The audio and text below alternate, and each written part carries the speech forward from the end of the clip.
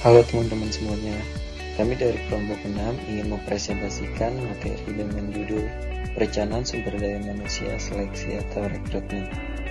Presentasi ini dibuat untuk memenuhi tugas ujian akhir semester mata kuliah Perencanaan Sumber Daya Manusia dengan dosen pengampu Ibu Syarifah Ida Farida SPML. Kelompok kami yang beranggotakan 2 orang dengan saya sendiri Muhammad Arif dan rekan saya Belani Windy Saputri. Baik, kita masuk ke materinya. Baik, kita masuk ke latar belakang. Sumber daya manusia atau SDM adalah aset strategis yang menentukan keberhasilan organisasi. Perencanaan SDM harus terintegrasi dengan strategi bisnis. Proses seleksi karyawan yang tidak bisa sembarangan harus berbasis perencanaan strategis, integrasi SDM, dan bisnis mendukung tim yang produktif, adaptif, dan kompetitif. Tujuan akhirnya adalah untuk mencapai keberhasilan jangka panjang organisasi. Oke, selanjutnya ada pengertian seleksi atau rekrutmen. Rekrutmen adalah suatu proses untuk menarik, mencari, dan memilih calon tenaga kerja yang memiliki kualifikasi sesuai dengan kebutuhan organisasi. Tujuan dari rekrutmen adalah mendapatkan kandidat terbaik yang dapat mendukung pencapaian visi, misi, dan tujuan perusahaan. Oke, selanjutnya masuk ke tujuan seleksi atau rekrutmen.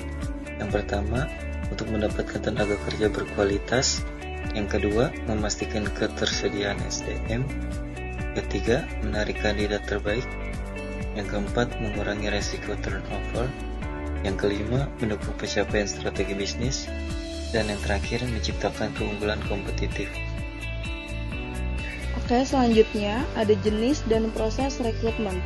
Jenis rekrutmen terdiri dari internal dan eksternal.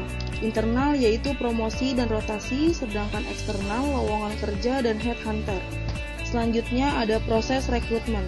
Searching proses, mencari kandidat, sedangkan selection proses, wawancara, tes psikolog dan teknis, dan user action, keterlibatan divisi terkait. Baik, di sini ada studi kasus dari PT Aruna Solusi Digital. PT Aruna Solusi Digital adalah sebuah perusahaan rintisan atau startup di bidang teknologi keuangan, mengalami pertumbuhan pengguna yang pesat pada awal tahun 2024. Untuk mendukung ekspansi produk, perusahaan membuka lowongan besar-besaran untuk posisi software engineer dan digital marketer. Di sini ada masalah. Yang pertama, rekrutmen tanpa tes tesis, hasilnya yaitu karyawan kurang kompeten. Selanjutnya, turnover 30% dalam 3 bulan. Dan yang terakhir, proyek tertunda dan biaya pelatihan meningkat. Nah, di sini ada solusi. Yang pertama yaitu melakukan tes teknis dan studi kasus. Selanjutnya melibatkan divisi IT dan marketing. Selanjutnya program onboarding selama 1 bulan. Dan yang terakhir, job description yang lebih spesifik. Nah, hasil studi kasus di atas menunjukkan turnover turun dari yang sebelumnya 30% menjadi 8%. Kualitas kerja meningkat. Proyek selesai tepat waktu dan kepuasan manajer yang semakin meningkat. Oke, selanjutnya ada contoh soal dan pembahasan. Soal berikut, mengapa perencanaan SDM sangat penting bagi keberlangsungan perusahaan?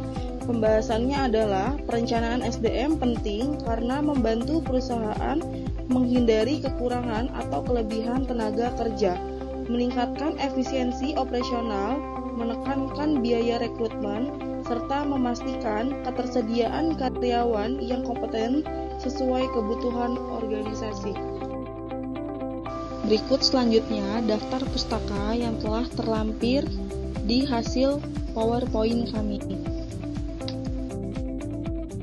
Terima kasih untuk teman-teman yang sudah melihat hasil presentasi kami. Semoga hasil presentasi kami bisa bermanfaat untuk teman-teman sekalian.